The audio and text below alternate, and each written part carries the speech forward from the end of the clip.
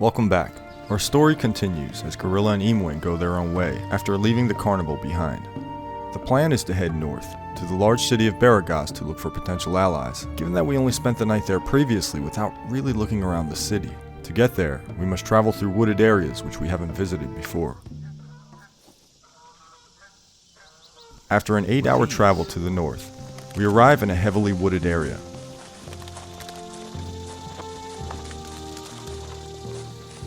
Soon thereafter, we come across a clearing where a cow is surrounded by 8 Zarts. And even though we're only 2 now, we have every intention of destroying the Zarts unmercifully. The Zarts attack the injured cow as a farmer runs around screaming for help.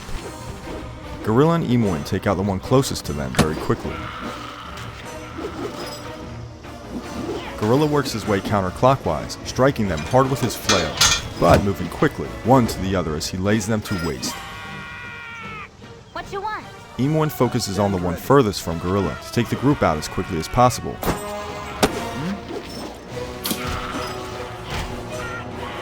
And within seconds, the gang of Zarts lie bloodied on the ground. And we gain the Steam achievement, Save the Cow, nice. And our party's reputation increased by 1.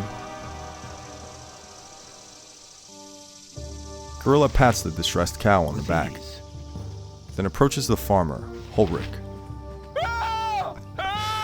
Apparently he is still shook up as well. Thanks for saving Arabelle here. Ever since them Zarts and their Cobalt kin swarmed the mines at Nashkel, they've been making attacks like that more and more often. Someone like yourself could get to the bottom of that. All of us making an honest living out here would sure be grateful. We update our journal at day 7, hour 21. Zarts raids. It appears the Zarts have been making regular raids on the livestock around Nashkel. They must be operating from a base nearby, but where exactly I cannot be sure. We look around now that the dust has settled. This area seems remote. Birds fly around the log cabin, which we assume belongs to Ulrich. Upon walking closer to it, we see the house looks abandoned, with one side of the roof having collapsed and the doors being barricaded. Continuing onward, they bump into a stray wolf with a strong desire for human flesh. Emuin weakens it with her arrows before Gorilla ends the battle with 8 crushing damage. The lush grass here is a little brighter of a green, and is still wet from the rain the night before.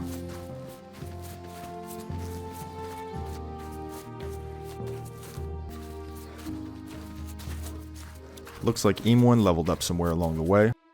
Upon leveling, she gains 8 additional hit points, lore increased by 3, Thaco reduced by 1, and we gain 25 skill points to allocate. We decide to increase her open lock skill, currently 45, but we increase it to 60. 10 points left. Her pickpocketing is currently 25, we leave that alone. Find traps is 40, we leave that alone. Move silently, that's at 35, and we raise it by 5, bringing it to 40. Hide in shadows is currently 15, to disappear into the shadows or any other type of concealment, bushes, curtains, crannies, etc. We raise it by 5.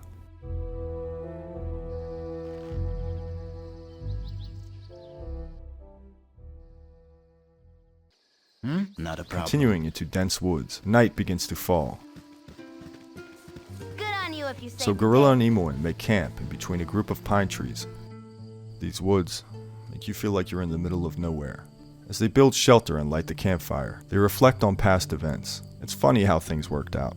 When the paladin was cold and alone after Gorion died, Emuin tracked him down to accompany her childhood friend. Since then, 4 party members have come and gone, and after it all, it's still just the 2 of them.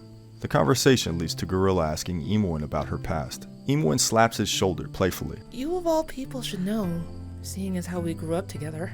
Indeed, some of his finest memories are meeting the sprightly young lass. She apparently came to Candlekeep as much as he did, though 10 years later in life, she spent more time with the gruff Winthrop than Gorion. Hey, Puff Guts! She would call him, much to the old innkeep's dismay.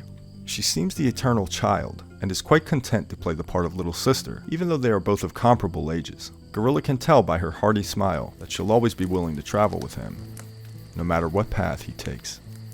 Emuin falls asleep, as Gorilla stands guard. It ends up being a peaceful night, under a bright moon above.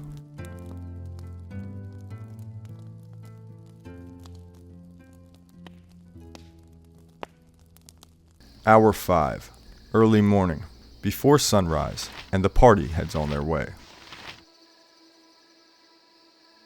As they make their way further into the woods, they bump into a few stray wolves and kobolds, but for the most part manage to avoid some of the larger enemies patrolling the area. Still dark, they end up in an area bordering gray mountains.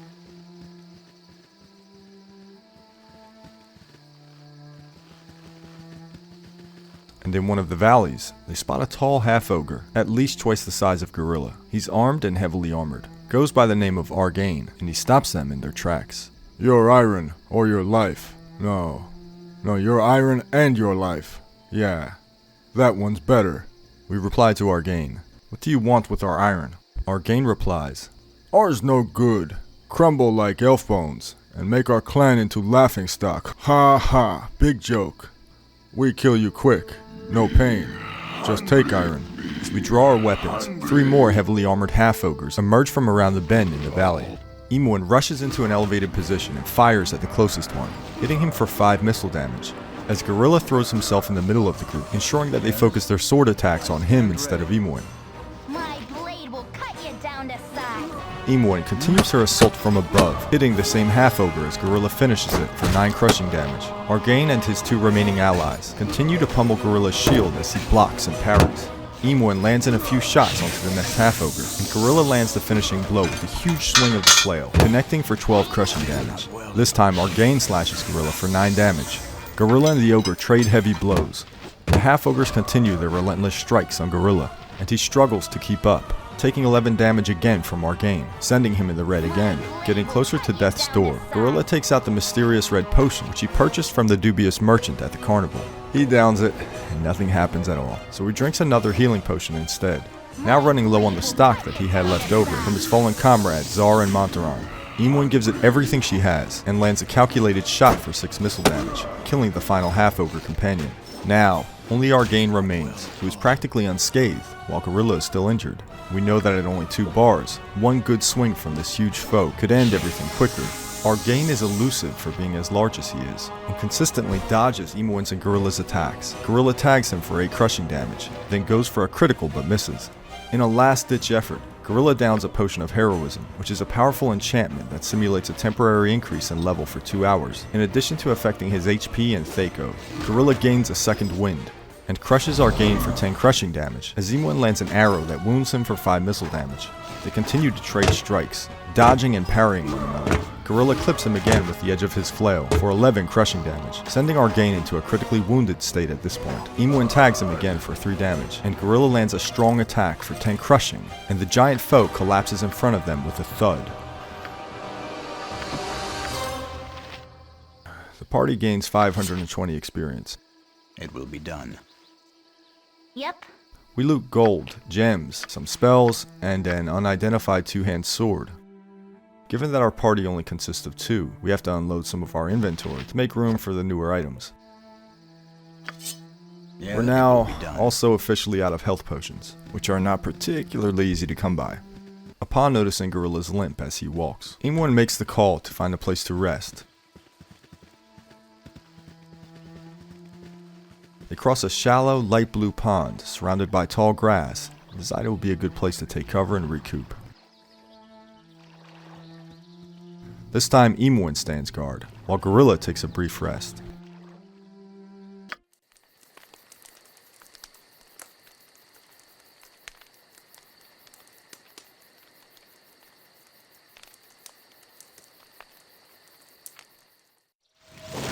A peaceful respite, and Gorilla heals up upon awakening.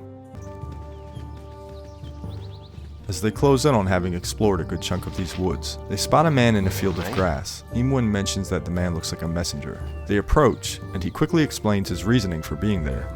No time. On the run with info. Off to to report things most dire indeed. Bandit raids increasing, iron ore depleting. Everyone is up in arms about their lack of arms. No wonder relations are strained to the brink. On my way I am, to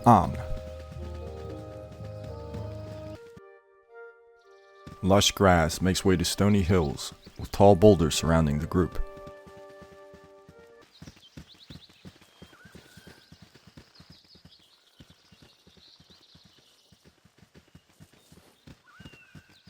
The pair heads up a mountain path and encounters a man named Ionin, and he stops them in their tracks. "There is a toll for passing this way, friends, and it happens to be your life. Are you willing to part with it?" says Ionin. We reply without hesitation, "Take my life if you will, but I warn you now, make one move and your own is forfeit." Ionin snaps back with a reply of his own. "Then let these subtle games begin. Fire, comrades, and let us be richer for their folly." He's heavily armed, and he has at least one companion with him out in the open, with the possibility of more hiding somewhere. Imoen shouts something to Gorilla, and the two rush back down to the base of the mountain in an attempt to divide and conquer. Ionin and his companion give chase, and as they reach the bottom, Imoen quickly turns and shoots Ionin for 4 missile damage. He gives chase. Gorilla charges into his companion, Billy, and strikes him for 12 crushing damage. Ionin takes advantage of the opportunity and cuts Gorilla on his side for 9 damage. Gorilla winds up and takes a hard swing at his companion, crushing him for 17 damage and finishing him off for 300 experience. A huge thwack of the flail mangles Ionin for 20 crushing damage, sending him keeling over in pain. Imoen fires and lands a nasty critical hit for 12 missile damage, killing Ionin, piling his body on top of his companion on the bloody grass. Gorilla scalps the bandit's hair, while Imoen loots the golden gems. They cautiously continue up the mountain together. Their instincts were right, as an arrow hits Gorilla before they reach the top. They spot another one of Ionin's bandit companions. He's at the top of the mountain, in an ideal firing position. Before the bandit can shoot Gorilla again, Imoen reacts and shoots his arm for 6 missile damage, giving Gorilla an opportunity to rush in and close the distance. Imoen tags the heavily armored foe again for 2 missile damage, then sends an arrow flying for 5 missile damage, killing him. 150 experience, and they loot the bandit. At the top of this mountain are crimson and green trees. Although heavily wounded, Gorilla takes point, putting his faith in his companion's unmatched skill with the bow. Yeah, it will be done. As they continue their trek across the mountain, they spot a female dwarf wearing plate armor, just standing around, and her name is Sarhedra. I bet. You're another one of those adventurers waiting to change the world or something. Well, go pick on the ogres to the south if it will make you feel better. We update our journal to include ogre hunting at day 8, hour 15. Sarhedra, a rather muddled dwarven fighter, has warned me of an ogre encampment to the south. It will be done. Yes? Sarhedra was right. Gorilla and Imoen hide behind a row of tall stand with pines ease. and spot not only a group of giant ogres, but also hobgoblin elites. They decide the best way to approach this is to divide and conquer. So Gorilla lures one of the hobgoblin elites away from his comrades, I care not. while Imoen lies in wait behind the tall pines. This one is an archer, and he doesn't initially fall for their tactics, hanging back and firing arrows from afar.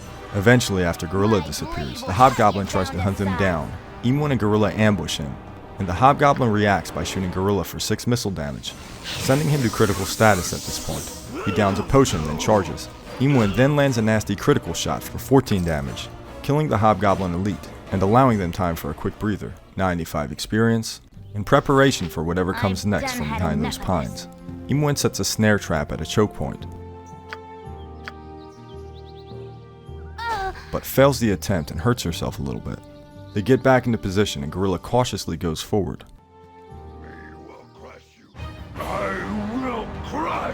This time it's a large ogre and he gives chase.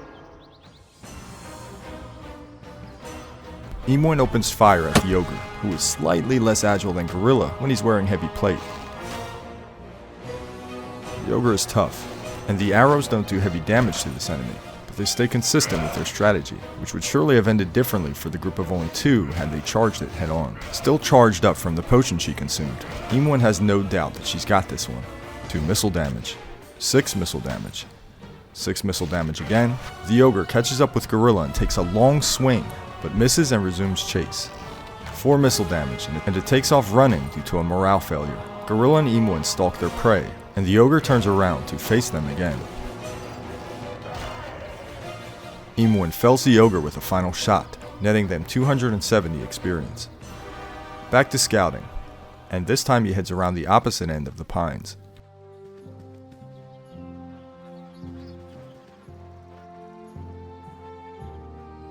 You mess with me, You mess with you, I will crush. Luring out an Ogre Berserker and an Ogrelon together. The Berserker looks to be the nastiest of the ones we've fought so far. Perhaps it is the leader of the group. This camp was larger than we originally thought, and it would have ended really poorly, really quickly, had we rushed in head first. Due to Gorilla still being low on health, E1 focuses her fire on the Berserker first, landing shot after shot, as both the Berserker and the Ogrelon chase Gorilla around the surrounding trees. 6 missile damage, 1 missile damage. I am not well at all.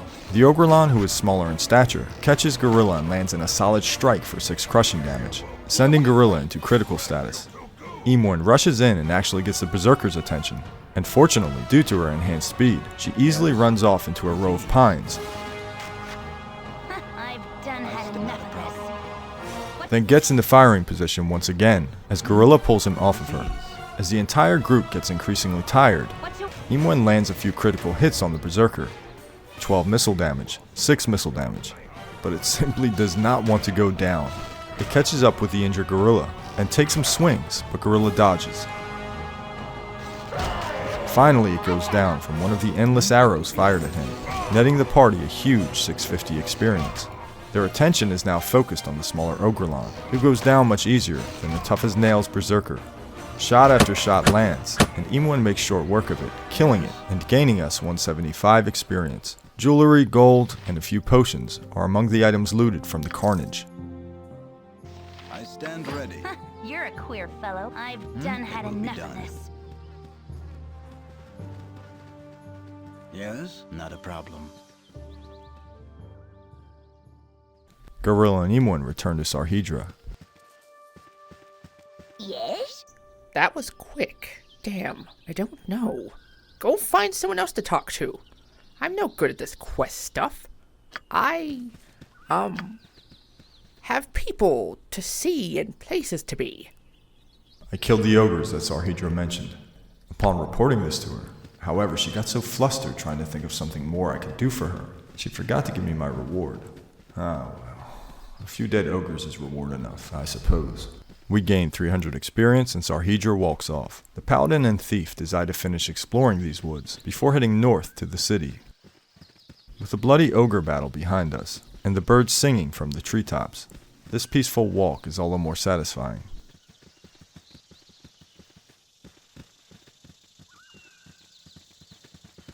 Having cleared the area, the two prepare to depart for Baragast to recover in an actual bed, and to give it a proper visit this time. Gorilla leveled up somewhere along the way, and his lay on hands is now increased by 2, additional hit points gained 14, Thaco reduced by 1, and most exciting of all, we gained a weapon proficiency point to allocate, which means that we have to put 1 in a weapon we don't currently use. I mean, we can put 1 in halberd, katana, scimitar, various swords, daggers, ranged weapons, spears. There's also a sword and shield style, and single weapon, which sounds right up my alley, but the benefits don't seem too great. So we add 1 point to mace. The two Yes, depart it for will be done. Baragast, bloodied, but satisfied that the two of them alone managed to lay waste to the entire ogre camp. The journey took 16 hours. They arrive at hour 900 to a bustling and busy Baragast. Upon arriving, they have a quick chat with a commoner who is standing outside of one of the well-crafted stone It buildings. will be done. Hello, mate. You look a friendly face. About time someone dealt with the monster basilisk. He has killed so many. It's disgraceful he has been allowed to continue so long. Hopefully the reward will speed his capture. We log our journal. Townsfolk of Baragast talk of a monster named Basilisk who's murdered many innocent folk. The building she stands outside of is called Jovial Juggler. We head inside in the hopes of finding a clean bed to sleep in.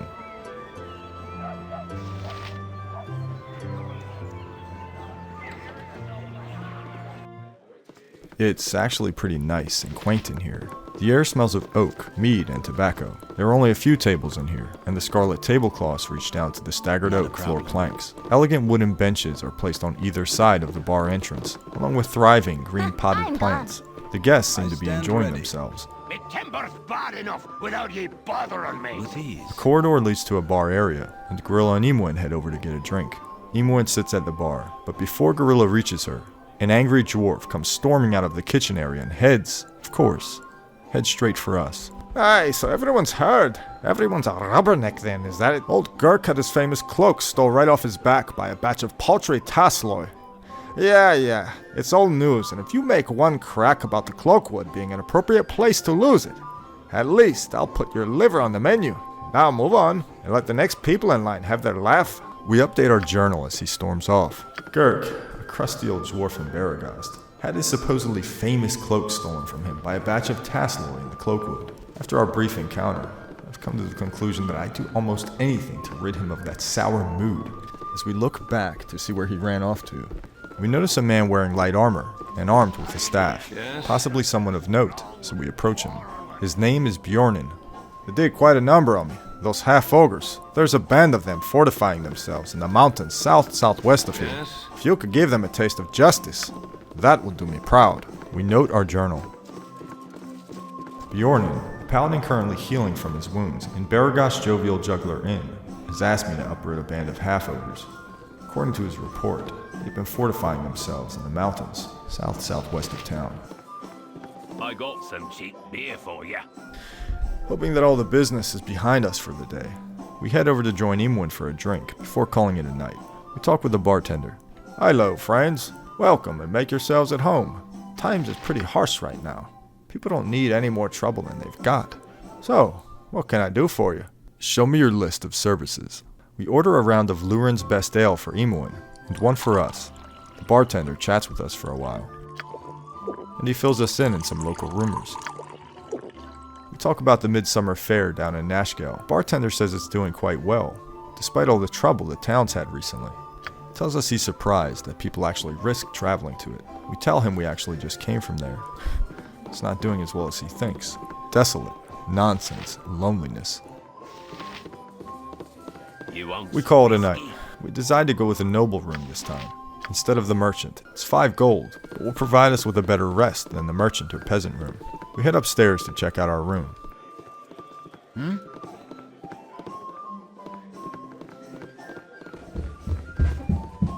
Upstairs, a dimly lit hall with sofas and end tables lead into 2 separate rooms. It's cozy and warm. The bed sheets and blankets are neatly tucked in. A circular rug with ornate quilted designs accents the center of the room, and paintings line the walls. As we pass by the adjacent room, we see a man who looks disturbed. We hold our obligations as a paladin and check to see if he's alright. His name is Ugi Wisham, and he speaks to us. He's still down there? What do you mean? We reply. That Bjornin. I can feel his eyes looking at me. He's a paladin, you know. They ain't right in the head. They just look at you and you've been judged. What right do they have to do that? Has he threatened you in some way? We ask. Well, no, but I know he's looking for me. Why else would he be down there? Sure, he says he's resting and chatting up to locals. Well, I'm just gonna stay up here till he's gone. Why doesn't he just come upstairs and get you if he's so interested in you? We ask. He replies. It would just be too easy, wouldn't it? No. He just wants me to sit up here wondering if he knows that I know that he knows that I know that he knows I'm up here without knowing what he knows. I just know it. We reply to Ugi. Have you talked to somebody about this? You seem agitated. Ugi replies. Recent evidence suggests that a barrel full of monkeys is not half as much fun as previously claimed, and is, in fact, rather horrifying. Goodbye now. With that, we call it a day.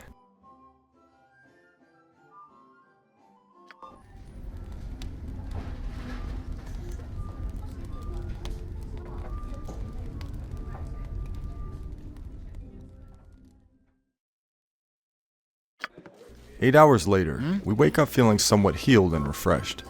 Before leaving, we check out the rooms located on the other end of the stairs, out of pure curiosity.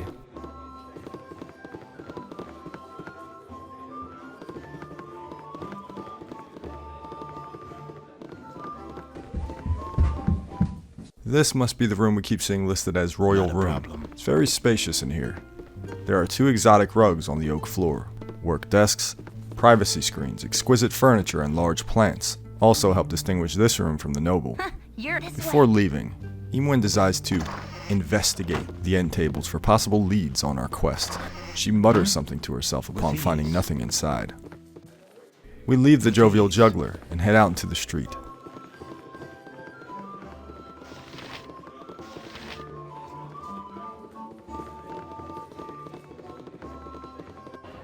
There's still some daylight, but the sun is beginning to set off in the horizon. What you want? I'm gone. Imwen peeks inside various wooden barrels, which are stacked inside of wooden carts on the side of the street. We pass a wooden cottage and decide to head inside. Immediately upon entering, we're surrounded by 4 huge black spiders. We have no choice but to defend ourselves. They mob Gorilla and Imwen at once. Gorilla crushes one for 10 damage, then again for 12 damage, killing the first. Imwen lands a few quick shots.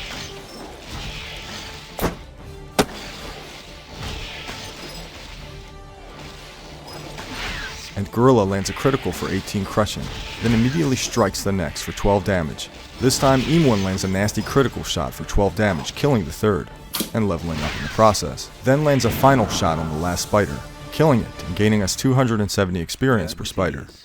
I stand ready. What was going on in here? This appears to be someone's house, still occupied. There's a fire still burning in the fireplace. We have a look around. Nothing of note in the bedroom. Upon examining the spider body, these gigantic spiders are even more disgusting dead than alive. Their bulbous crystalline eyes stare vacantly in your direction. And, every now and then, one of the 8 chitinous legs twitches spasmodically. Imwen checks 2 of the chests in the living room. Nothing of considerable value. Let's level Imwen up before we forget. So this is good. We get a point for a weapon proficiency this time, in addition to the 25 skill points to also allocate, in addition to the 8 health points she gains. Her lore also increased by 3. I don't recall seeing that before, so I'm not sure what that is yet. Let's keep it simple. All 25 of the skill points go into open locks, bringing it from 60 to 85. Then we take that weapon proficiency point and put it into a new weapon. Dagger. Because why not? She now has a point in short sword, short bow, and dagger. We head into town once again.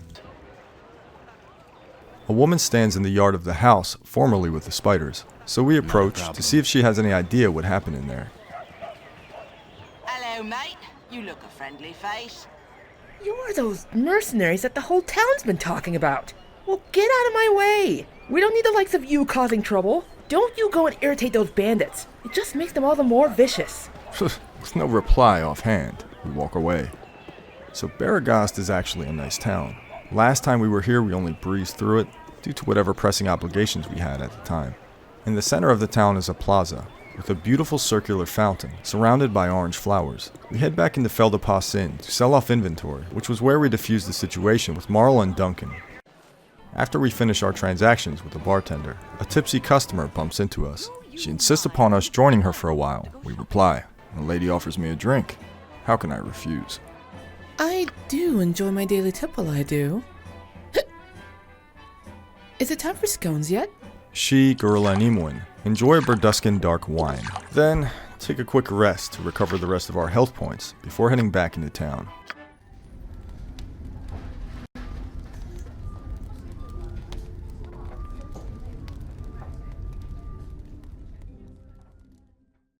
We wake up in the dead of the night and head out into the town at dark. Are you interested in something? It will be done. I'm a fine-looking strumpet, ain't I? Yes? After healing up, we notice a man standing outside of a large Victorian-style building. Yes, sir. As we pass by him, he speaks Not a to us. problem. We I listen stand while ready. remaining on Hello guard. there. I have a pretty proposal for you. Hail, adventurers! I have a proposal for you. I have heard that you're an excellent group of warriors. How would you like a well-paying job as bodyguards for my mistress? We reply to Garrick. We're always on the lookout for money. Tell us more. Garrick replies, I am Garrick, and I work for Silky Rosenna. She's the most skilled musician and actor along the Sword Coast. In fact, she's to play at the Ducal Palace before the month's done. However, she's been having some problems of late. Some thugs have been hired by Feldepos to hurt her bad because she didn't perform at his inn when she was supposed to. You can't blame her for not showing up, with a villain like Feldepos running the place. She needs mercenaries to protect her until she's ready to go to Baldur's Gate. She's willing to pay about 300 gold. What do you say? Sounds fair. Why don't you show us to this mistress of yours? I think you've made a good decision. Now, just meet me outside of the Red Sheaf Inn. Garrick is a young guy with a contemplative but content look on his face. Garrick leads us around to the other side of the large building, and we now stand in the shadows in front of a woman in a hooded robe who is armed with a long staff. We remain vigilant. Greetings, mercenaries. I am Silky, thespian extraordinaire. Hello there. I see my Garrick has been rather busy. You look as if you're worth paying a little extra. What did my dear little helper offer you? I offered them 300 gold, just like you told me. I'll raise your wage to 400 gold. Well then, I assume that Garrick has explained what your duties are. You must simply dispose of the ruffians when they come to threaten me. They shouldn't be too hard to deal with, but I would advise you to strike fast. Whatever you do, don't speak with them. One of them is a mage whose mystic words can sway even the most wise of men. A few men approach. Here they are now, Feldepos thugs. Strike when I tell you to. The one named Faltus speaks first. Greetings, Silk. We're here as you've asked. We have... Don't try to threaten me. I won't be easy prey for you to beat on. I've brought friends. What are you talking about? We're here with the gems that... Shut up. There'll be no weaseling out of this one. Strike. Now. Kill them all. We cut in. Stop this madness. We won't murder those who are obviously innocent men. Our deal is off. In any case, you're probably too cowardly to be any good in a fight. I'll deal with them myself after I deal with you. She raises her arms to cast what looks to be a powerful spell, so Imwin wastes no time in attacking and opens fire. She lands a solid shot, and Silky takes 5 missile damage, in addition to her spell having failed in the process. Again she begins a chant, and before she can finalize it, Gorilla lands a crushing strike for 8 damage, killing Silky and earning us 900 experience. We approach Faltus. Hello there. We thank you for stopping the evil witch before she killed us. Here, take this as a token of our appreciation. We gain a potion of defense, and also loot from Silky, 400 gold, an unidentified staff. Let's have a chat with Garrick. I am at your service. Silky's dead. I guess she had it coming. You can't be evil like her and expect to get away with it. I am out of a job now.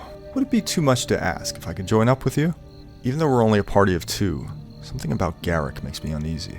And we've been doing just fine thus far, even with the skeleton crew. We don't need anyone else right now, we say to Garrick. We continue down the alleyway and onto a larger street. We come across a commoner. Yeah? Yeah? Pleasant day to you all. My, you all look rather handsome decked out in your adventuring garb. That's what you are, isn't it? Adventurers? Well, I don't know what you're doing in our little town. From what I hear, the real excitement's happening down in Nashkel. We boast. Listen, where we go, excitement follows. Why, aren't you the most arrogant people I've come across in a long time? I guess it don't matter. Your type's always been that way. We scoff and walk away again. We hear footsteps behind us. You! Hey, you! Yes, you! I don't see anybody else around here. A little help, please? It's an eventful night, apparently. A woman with a mysterious and somewhat exotic face calls out to us. She, like the now deceased Silky, also wields a staff. Her name is Nira, of course. What do you need? There's bandits! Vicious, magic bandits! They must have gone to advanced bandit school or something. They're trying to capture me. Very well. I shall defend you from these bandits. My hero. Now where are the rest of your men hiding? I'll be honest. I was betting on you having a legion of soldiers because you'll need it and... Oh goodness, they're here! A group of men wearing garb unfamiliar to us approach with a quick stride. So, you would try to hide from us behind this unfortunate fool. Your cowardice proves as deadly as your reckless magic. Says a man named Akandor, dressed in mage garb, complete with a long cape. You're the one trying to capture me. And I still don't know what you want, so I'd rather not let it happen. Get out of here before me and my new friends decide to eject a fist into your mouth. You there. Stand aside and give me the girl. Surely you won't risk your life for a stranger. I won't let you harm her. By what right do you hunt this woman? By my right as a wizard of Fae. We must study her anomalous powers, whether or not she comes willingly. Let me guess. By study you mean dissect. You shall not be privy to my methods. It is none of your concern, and she is a danger to both herself and others. Hand her over now, or I shall cut you down. Come and take her, if you dare. If you wish to die for this wild mageling, so be it. Away with you, you pompous creep! Both Nira and Ekandor cast a spell at the same time. Not again. Nira completes hers first. Kendall, where did you go? We can't let her escape. Slaughter them all, and we'll sort this out once we find him. And the battle begins. Thank you to Jess Winston, who performed the voice work for Emuin, Silky, Jillian, Sarhedra, and various commoners. She can be reached via the link in the descriptions below.